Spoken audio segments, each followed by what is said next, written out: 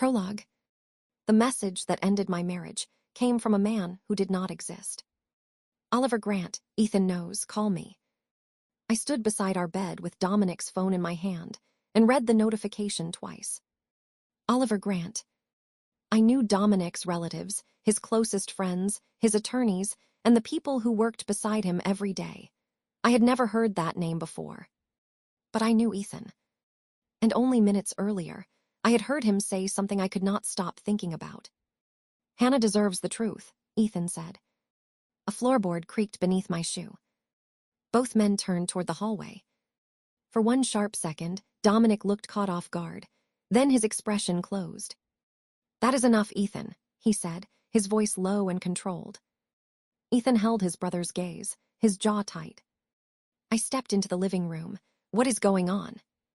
Dominic turned to me almost too quickly. Nothing you need to worry about, he said. It is a problem at the company. Ethan and I disagree about how to handle it. Ethan gave a quiet, humorless scoff. Dominic's shoulders tightened. The two brothers stared at each other, and I felt as though I had walked into the middle of a conversation neither of them wanted me to hear.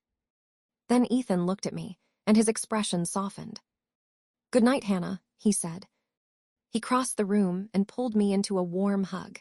He held on for a second longer than usual, as if there were something else he wanted to say. When he stepped back, his eyes moved once more to Dominic. The warning in them was unmistakable. Then Ethan left. The front door closed behind him. Once he was gone, the evening seemed to settle back into its usual rhythm.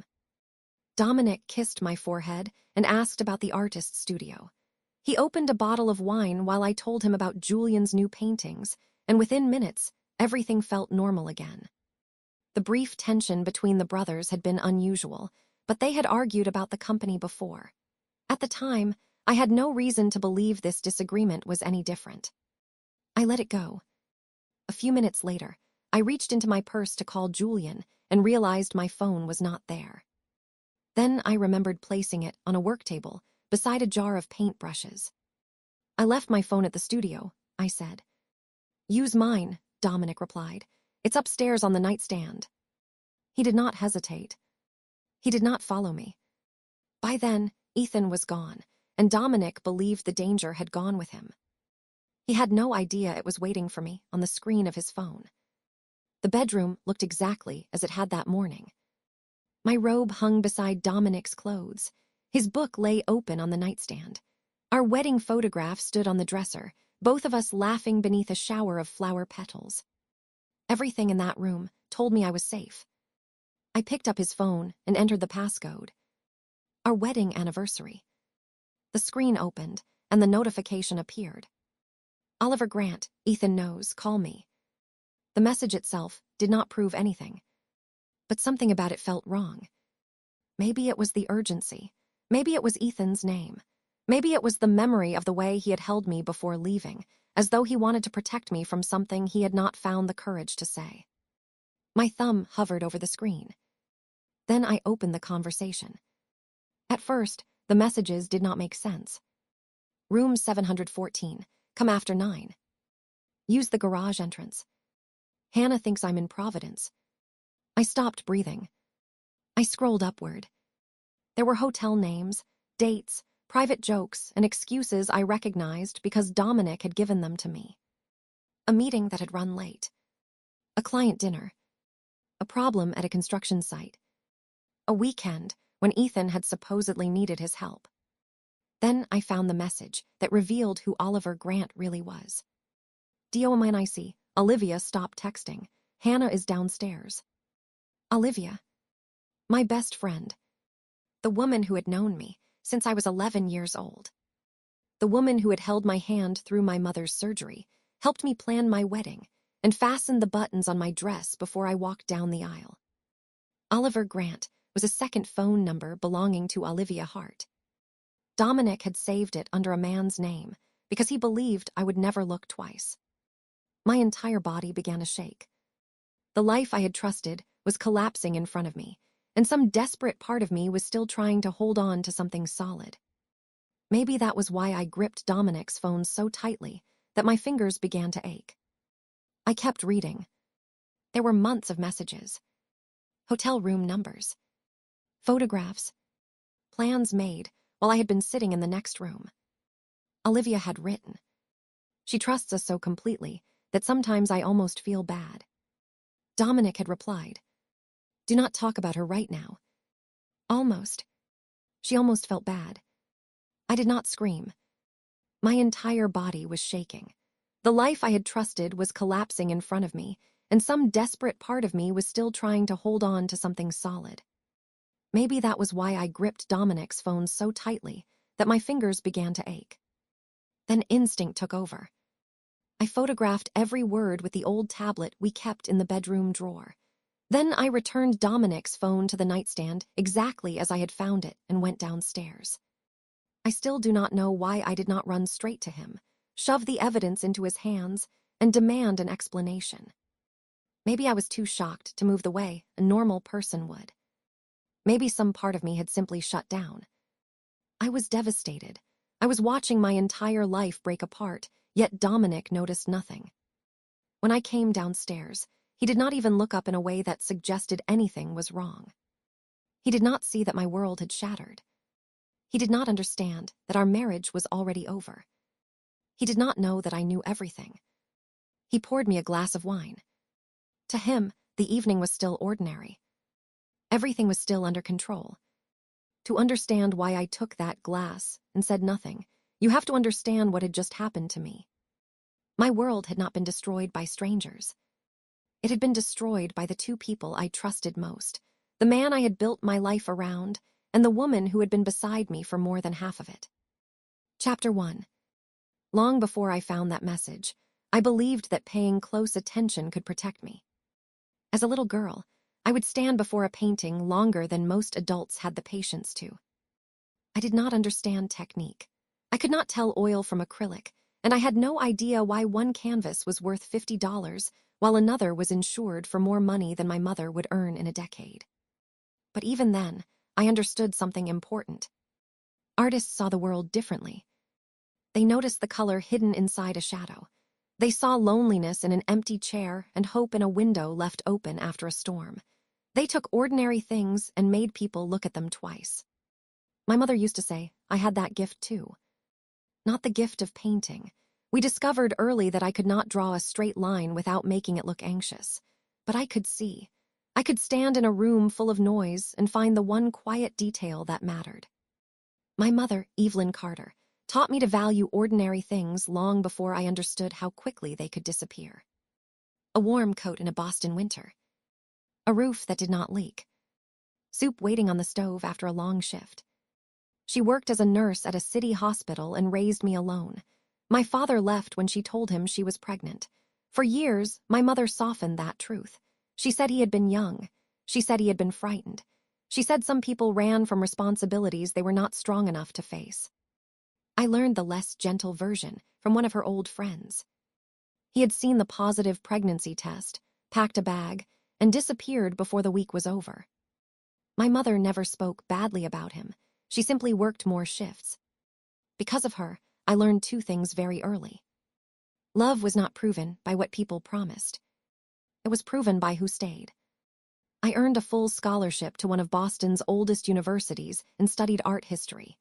During my sophomore year, I started working part-time at a private art gallery. I carried crates, updated mailing lists, poured cheap wine at openings, and listened to wealthy collectors explain paintings they had barely looked at. I loved every minute of it. The gallery occupied a renovated brick building near the river. In winter, the old windows rattled. In summer, the main room smelled faintly of wood polish and dust warmed by sunlight. Margaret Hayes, the director and granddaughter of the gallery's founder, believed that every employee should know how to do everything. One week I was writing catalog descriptions. The next, I was on the floor with a measuring tape, arguing about whether a canvas hung half an inch too low. When I graduated, Margaret offered me a full-time position. 3 years later, I was coordinating exhibitions and working directly with artists. I was not rich, but I had built a life that felt like mine. Then I met Dominic Waverly. It happened at a city fundraising gala where the gallery had loaned several works for display. I was standing in front of a large abstract painting by a local artist named Samuel Reed. Most guests glanced at it, frowned, and moved on. Dominic stopped beside me. "What do you think it means?" he asked. I looked at him before I looked back at the painting. He was around 30, tall and broad-shouldered, with sandy blonde hair and dark brown eyes.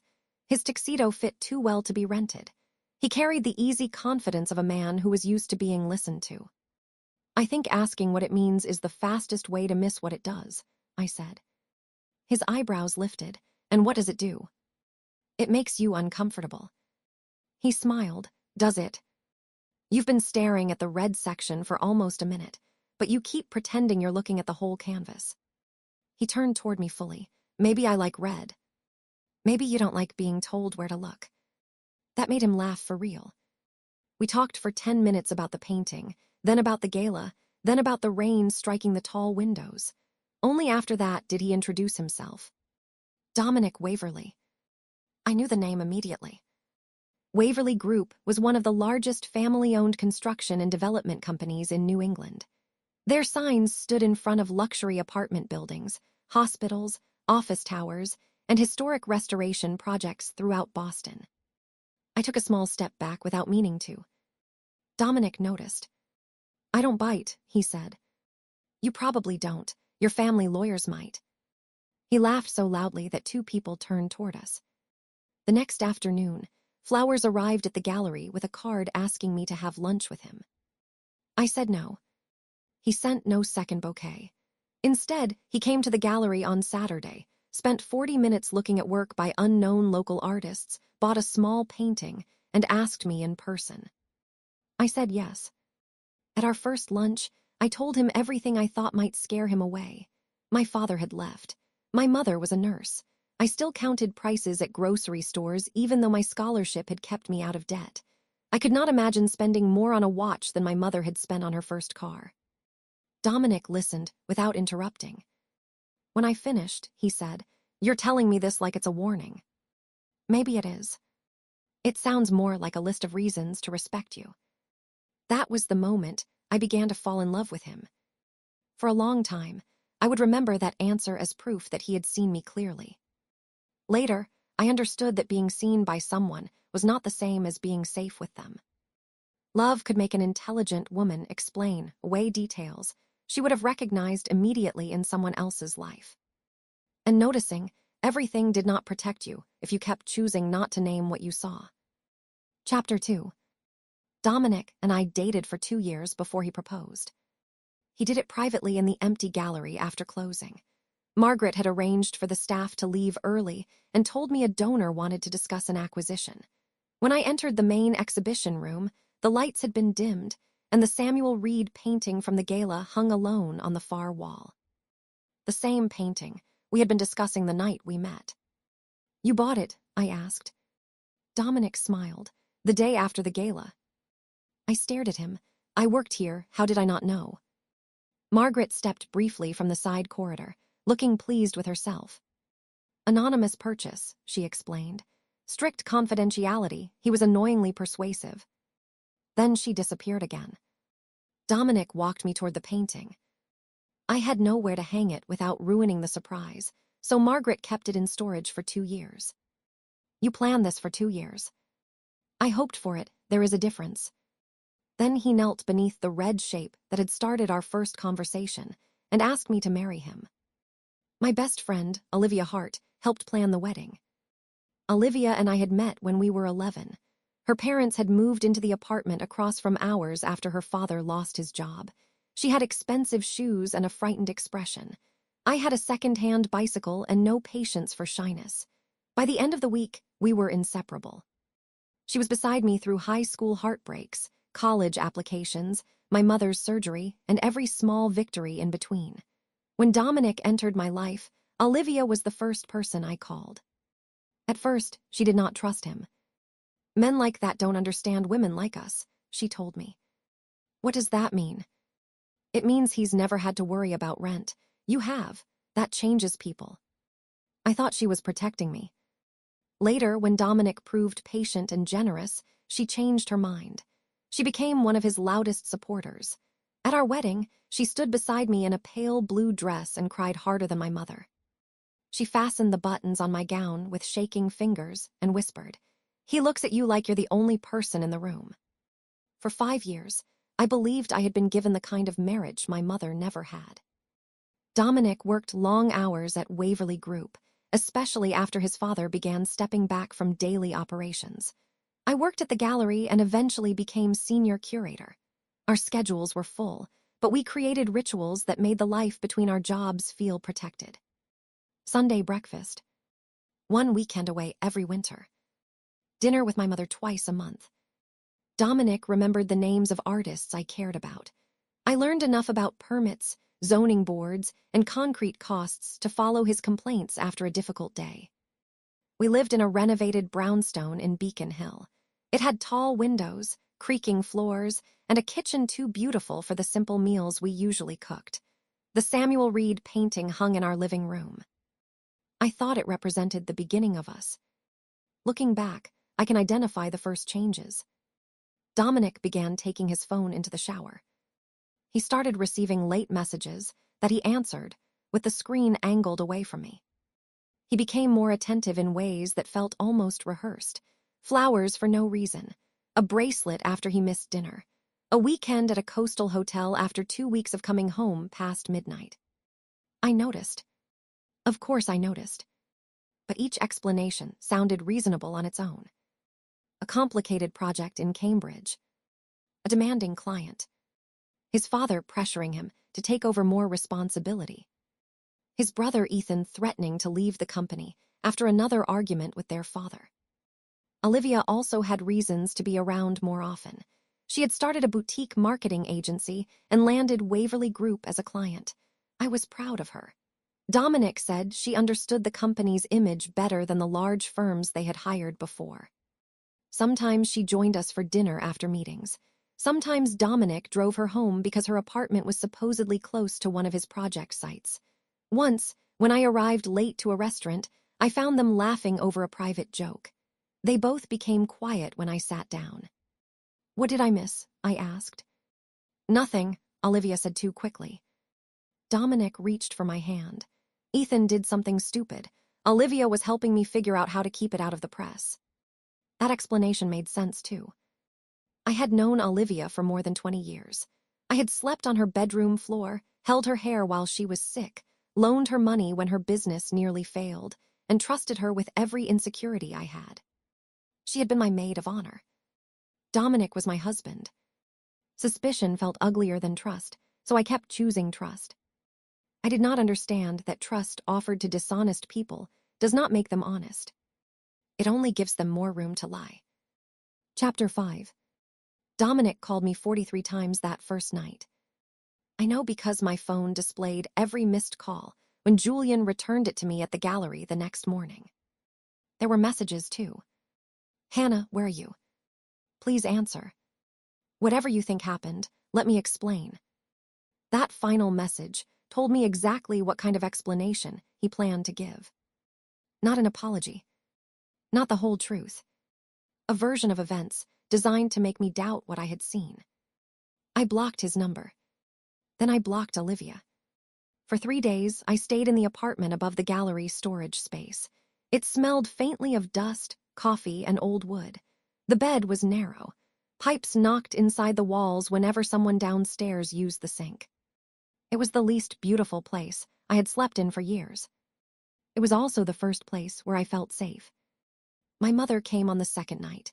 Maya had warned her not to answer Dominic's calls, so she arrived frightened and angry, carrying enough food for a month. I showed her the photographs of the messages. She read only a few before putting the pages down. "That girl stood beside you at your wedding," she whispered. "I know. And Dominic looked me in the eye when he promised to take care of you." "I know." My mother reached across the table and held my face between her hands. "You don't have to be strong every minute." That was when I finally broke. I cried against her shoulder until I could barely breathe. I cried for my marriage, for my friendship, and for the woman I had been before I picked up Dominic's phone. I cried because so many memories now had shadows behind them. I cried because I could not tell which moments had been real and which had been performed for me. Was any of it true? I asked. My mother held me tighter. Your love was true, she said. What you gave was real. His dishonesty does not get to rewrite your heart. She did not tell me to forgive him. She did not say marriage was complicated or that everyone made mistakes. She said, you'll survive this, and you'll never have to beg anyone to choose you. Maya filed the divorce petition the following week. Dominic was served at Waverly Group headquarters during a senior leadership meeting. I did not arrange the timing, but I cannot pretend I regretted it. Ethan later told me what happened. A process server entered the conference room, confirmed Dominic's identity, and handed him the envelope in front of his father, 2 executives, and the company's attorney. Dominic opened it before anyone could suggest privacy. He read the first page twice. Then he stood so quickly that his chair struck the wall. He called me from his office phone. When that failed, he used the conference room phone, then the receptionist's line, then a number belonging to one of his project managers. I recognized none of them, so I answered the 4th call. Hannah. His voice was rough, desperate, and so familiar that my hand tightened around the phone. Don't hang up, please. I said nothing. I got the papers. You can't be serious. Something cold settled inside me. You slept with my best friend for months, and you think I am not serious. He went silent. His silence was the first honest answer he had given me since I found the messages. I need to see you, he said. No. Please listen to me. It was a mistake. It was the worst mistake of my life, but it doesn't erase 7 years. It wasn't one mistake. Hannah, a mistake is sending the wrong email. A mistake is forgetting an appointment. You rented hotel rooms. You created a false contact. You lied about work. You came home and touched me after touching her. You made choices over and over again. I could hear his breathing. I love you, he said. For years, those words had been a home. Now they sounded like an insult. You loved having me, I replied. That's not the same thing. Then I ended the call. Dominic came to my mother's apartment that evening anyway. She did not let him inside. He stood on the front steps in the rain for almost an hour. My mother watched through the window until he finally left. I was not there. By then, Maya had helped me move into a small apartment in Brookline under a short-term lease arranged through the gallery. Only 4 people knew the address. For the first time since marrying Dominic, I lived alone. The silence frightened me at first. Every sound made me turn. Every unknown number tightened my chest. At night, I woke reaching across the bed before remembering there was no one beside me. Then the silence began to change. No hidden phone vibrating on a nightstand. No excuses about late meetings. No smile I had to study for signs of a lie. The silence stopped feeling empty. It began to feel like peace. Chapter 6. I agreed to meet Dominic 3 weeks after I left. Not because I was reconsidering the divorce. I agreed because the questions had become exhausting. Why Olivia? When had it started? Had he ever planned to leave me? Which lies had required effort, and which had come naturally? Maya arranged the meeting in a conference room at her office. She and Dominic's attorney waited in adjoining offices, close enough to step in if either of us asked for them. Dominic arrived early. When I entered, he stood. He looked terrible. His hair was uncombed. There were dark circles beneath his eyes, and he had lost enough weight for his suit to hang differently. A small, cruel part of me was glad he looked hurt. A larger part felt nothing. That frightened me more. Thank you for coming, he said. I sat across from him. You have 30 minutes. He flinched. For a moment, neither of us spoke. Then Dominic placed both hands on the table. It started 8 months ago. The messages I had found went back 6 months. My stomach tightened, but I kept my face still. Where? A client dinner. You were in New York for the gallery conference. Olivia and I had both been drinking. We argued about a campaign. She said I treated her like your friend instead of a professional. I told her she was acting jealous. Was she? Yes. He looked down. She kissed me in the parking garage. I should have walked away. I did not. Don't tell this story like something happened to you. His head lifted. She kissed you, then what did you do? His jaw tightened. I kissed her back. And after that, I told her it could never happen again. But it did. 2 weeks later, then again. For 8 months. His voice broke. Yes. I had imagined this conversation again and again. In some versions, I screamed. In others, I threw water in his face or listed every sacrifice I had made. Instead, I asked quietly, why? Dominic pressed his fingers against his forehead. There's no answer that won't sound pathetic. Try. I was angry all the time. My father was pushing me to take over. Ethan wanted out. Every decision felt like it belonged to someone else. With Olivia, there were no expectations. She already knew the worst parts of me. She made it feel separate from my real life. Your real life was me. I know. No, you know that now because I left. While you were doing it, your real life was the thing you expected to remain waiting at home. He closed his eyes. You're right. I had expected denial. Hearing agreement did not help. Did you love her? No. Did you ever tell her you did? No. Did you plan to leave me? His answer came immediately. Never. I laughed once without humor. You say that like it should comfort me. I'm trying to tell you that I never stopped loving you. Then you're telling me your love is worthless. He went pale. I leaned forward. Do you understand what would have happened if I had not picked up your phone? He said nothing. You would have kept lying. Olivia would have kept smiling at me. I would have invited her to birthdays and holidays. I would have defended both of you if anyone warned me. Maybe we would have had a child, Dominic. Did you ever think about that? His face changed.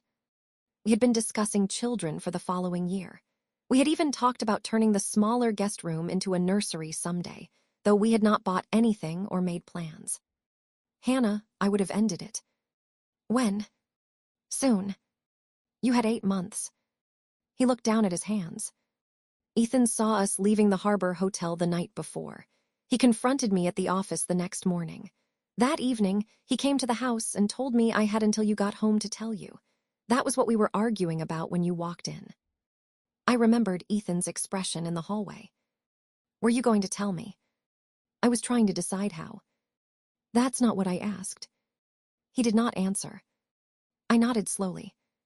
You were not deciding how to tell me. You were deciding how much truth you could survive telling. He reached across the table.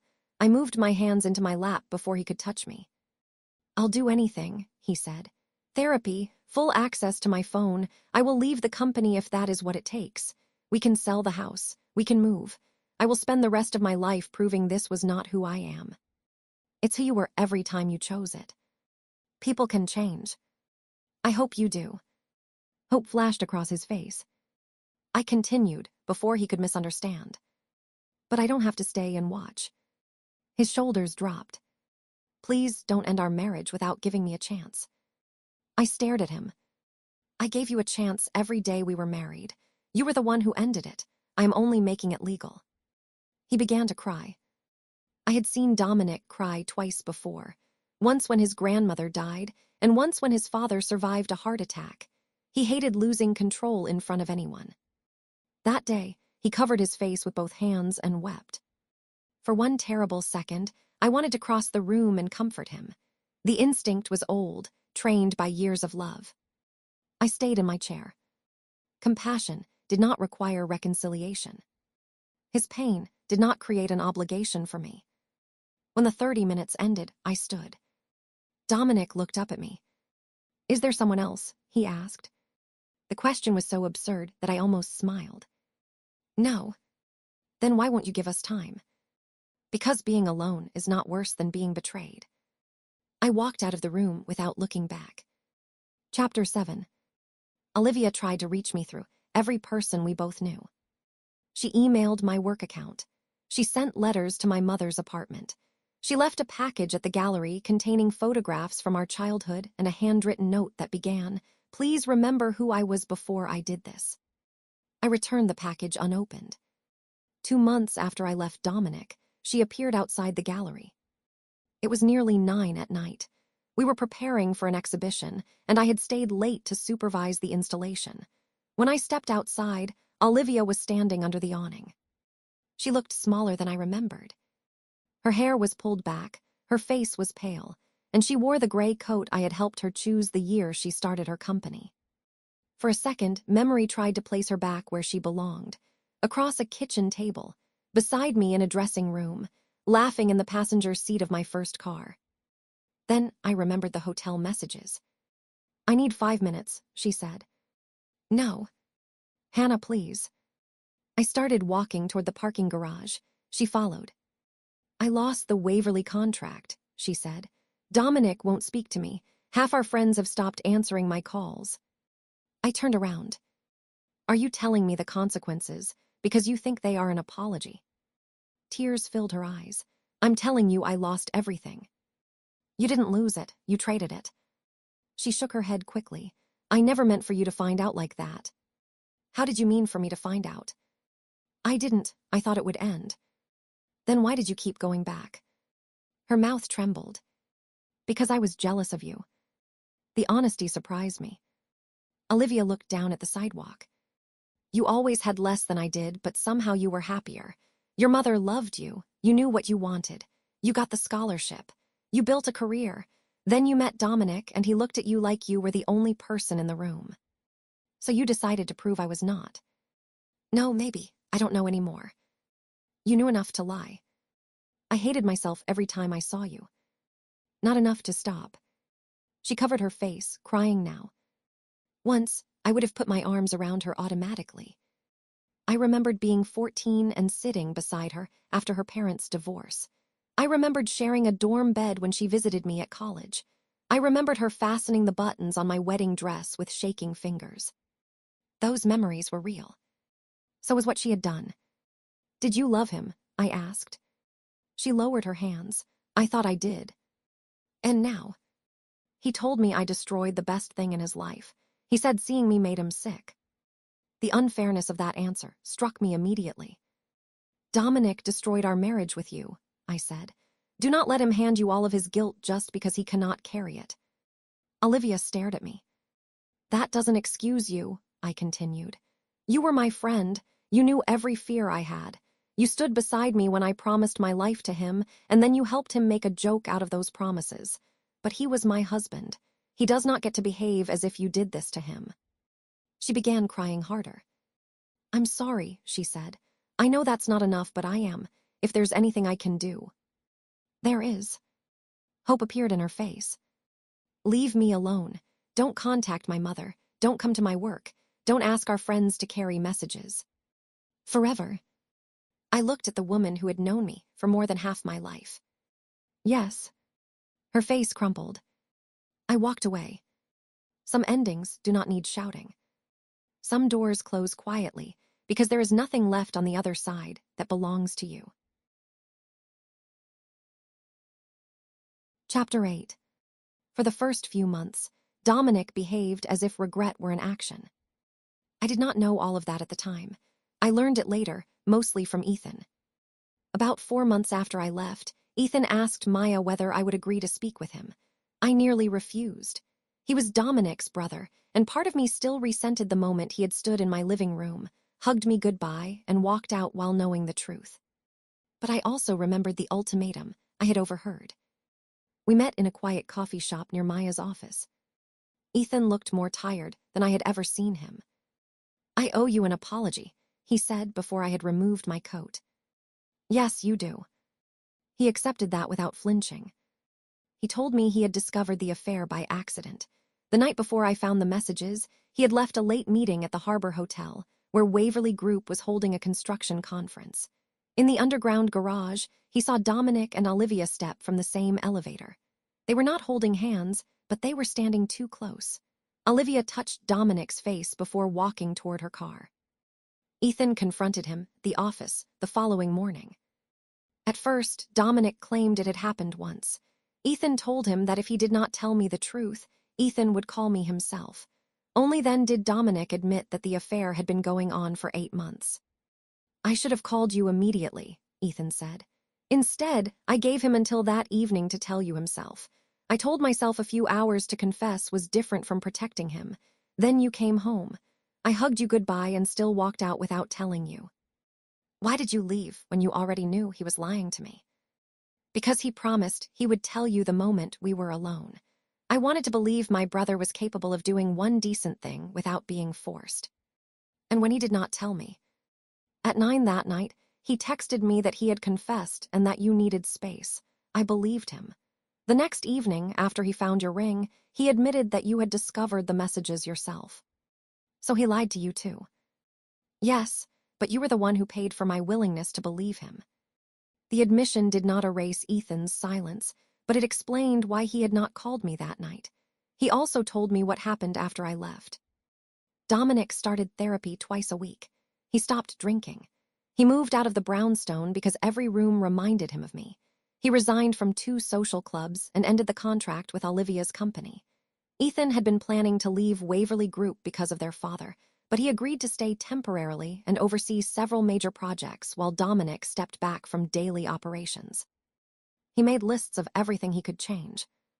None of it changed my answer. He keeps acting like the correct combination of suffering and self-improvement will earn you back, Ethan said. Have you told him it won't? More than once. Ethan described a night in Dominic's nearly empty apartment. Dominic had taken only a bed, a couch, a few boxes of clothes, and the Samuel Reed painting from the brownstone. He had stared at the painting and said, Olivia destroyed the best thing in my life. Ethan had answered, Number Olivia betrayed Hannah as her friend. You betrayed her as her husband. Stop talking as though another person did this to you. Dominic had not spoken for a long time. Then he said, I thought I could keep the 2 parts separate. There were never 2 parts, Ethan told him. There was one life and you lied inside it. When Ethan repeated those words to me, I felt something loosen in my chest. Not because Dominic was suffering. His suffering could not repair me. But because someone in his life was finally refusing to help him turn consequences into victimhood. By the time Ethan and I met, the divorce negotiations were already underway. Dominic offered me the brownstone. I refused it. He offered a generous settlement far beyond what Maya considered necessary. I accepted only what was fair under the agreement and what reflected my share of the life we had built. He offered me the Samuel Reed painting. Through Maya, I replied that I no longer wanted it. That answer, Ethan later said, hurt Dominic more than the financial documents. For years, he had believed the painting proved how well he knew me. He had bought it after our first conversation, hidden it for 2 years, and used it when he proposed. But the painting had never protected our marriage. A grand gesture could not compensate for hundreds of quiet betrayals. Dominic did change. I believe that now. But change was not a key that reopened the door he had closed. It was simply the work he should have done before he destroyed the person who trusted him most. Chapter 9. The divorce took 9 months. During that time, I learned that healing was not a straight line. Some mornings, I woke relieved that I no longer had to wonder where Dominic was or who he was texting. On other mornings, grief arrived before I opened my eyes. I grieved Olivia too. People understood the loss of a husband. They did not always understand the loss of a best friend. Olivia had been part of the language of my life. I would see something funny and reach for my phone before remembering there was no one to send it to. Once, I passed the bakery where we used to buy cupcakes on our birthdays. I made it half a block before I had to stop because I could suddenly hear her laughing at 17, pink frosting on her thumb. Betrayal did not erase the good memories. That was part of what made it so painful. I started therapy. At first, I talked about Dominic and Olivia. Later, I talked about myself. I talked about how hard I had worked to become easy to love. I talked about my father's disappearance and the quiet fear that everyone left eventually. I talked about the way I had mistaken endurance for loyalty. My therapist asked me a question I wrote down afterward. What would your life look like if you stopped treating abandonment as proof that you were not enough? I did not know the answer. So I began finding out. I moved from the temporary apartment in Brookline into a sunny 1-bedroom near Jamaica Pond. I bought a green couch Dominic would have hated and hung local art on every wall. I chose mismatched mugs because I liked each one separately. I learned to eat dinner alone without turning on the television for noise. There were difficult firsts. The first holiday without Dominic. The first wedding invitation, addressed only to me. The first time someone asked whether I was seeing anyone and looked uncomfortable when I said no. There were good firsts, too. The first Saturday I woke without checking my phone. The first evening I laughed so hard with my mother that I forgot to feel guilty afterward. The first time I entered my apartment, closed the door, and felt relief rather than loneliness. At work, Margaret offered me the opportunity to lead a major exhibition on abandoned industrial spaces transformed by artists. The project included a restored mill outside Boston. That was where I met Daniel Cole. Daniel was a restoration architect with quiet gray eyes and a habit of carrying pencils behind both ears. Our first conversation was an argument about lighting. "You can't put a wall there," he said. "I have to put a wall there. The entire sequence depends on it. The floor cannot support it." "Then support the floor." He stared at me for 3 seconds, then smiled. "You're used to winning these conversations, aren't you?" "Only when I am right." He found another way to support the wall. For months, we worked together without anything romantic happening.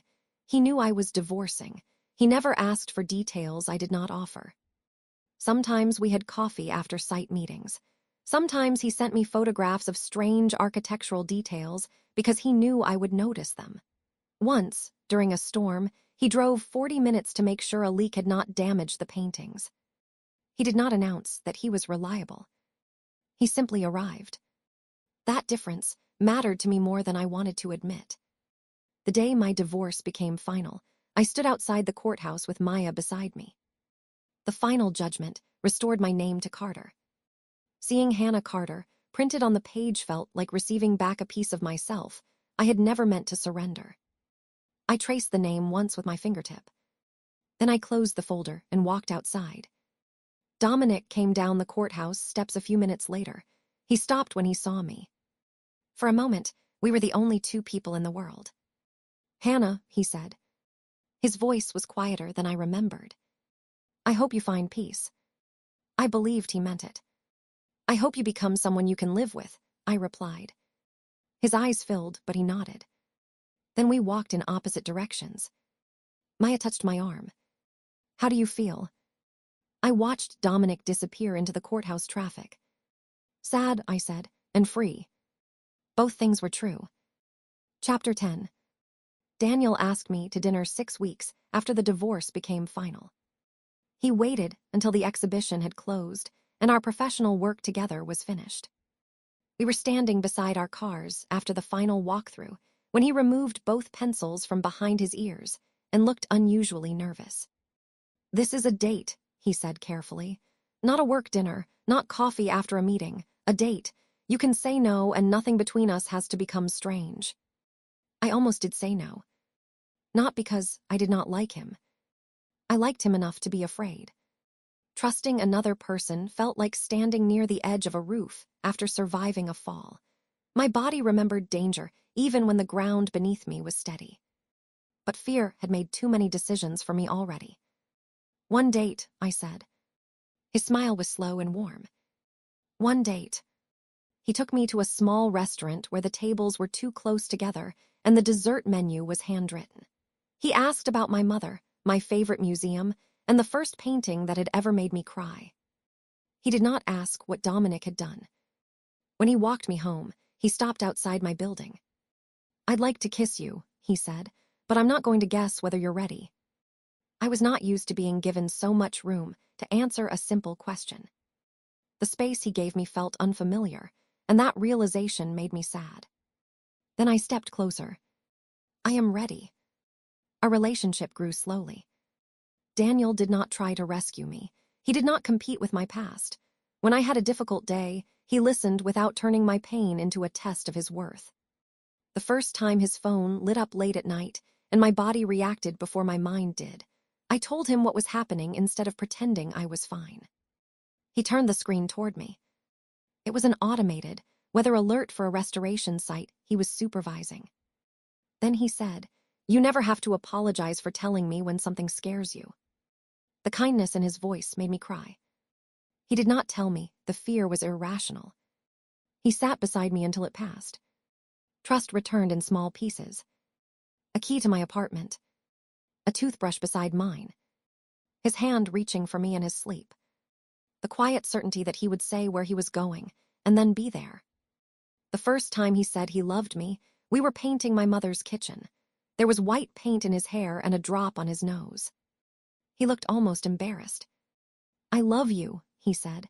"You don't have to say it back because I said it first." I laughed, then cried, then told him I loved him too. It was not the dizzy love I had felt when Dominic entered my life. It was quieter, stronger. It did not ask me to ignore what I saw. Chapter 11. 2 years after the divorce, Margaret Hayes announced her retirement. She remained chair of the gallery's board and owner of the building, but she no longer wanted to manage exhibitions, budgets, donors, and the 1,000 emergencies that arrived before every opening. She recommended me as her successor. When the board voted to make me director of the gallery, my first instinct was to call my mother. My second was to look around the office where I had once updated mailing lists for $12 an hour and wonder how the frightened woman who had left her wedding ring on a kitchen counter had found her way there. My first exhibition in the new role was called The Shape of Home. It featured artists whose work explored belonging, memory, and the places people created after losing the places they thought would last forever. On opening night, the gallery was crowded.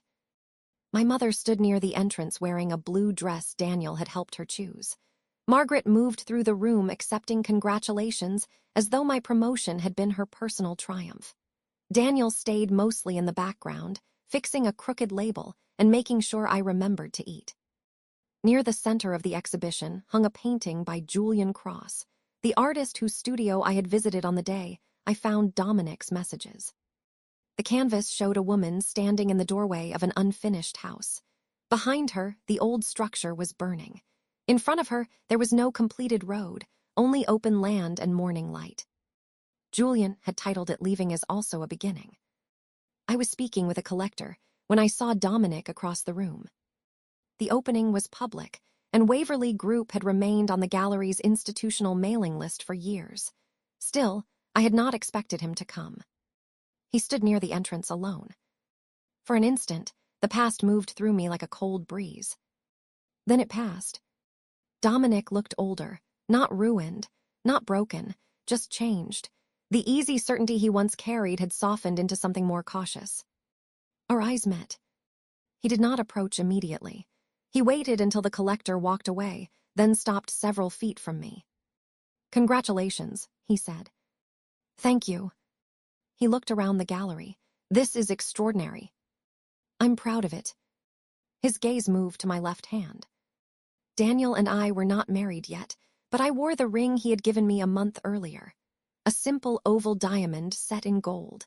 He had proposed at home after Sunday breakfast because he knew I did not want an audience. Dominic's face changed when he saw it. The pain was brief, but unmistakable. "Is he a good man?" he asked. "Yes." "And you're happy?" I looked across the room at Daniel. He was laughing with my mother, one hand resting lightly on her shoulder. "I am." Dominic nodded slowly. "I'm glad," he said. It cost him something to say it. "How are you?" I asked.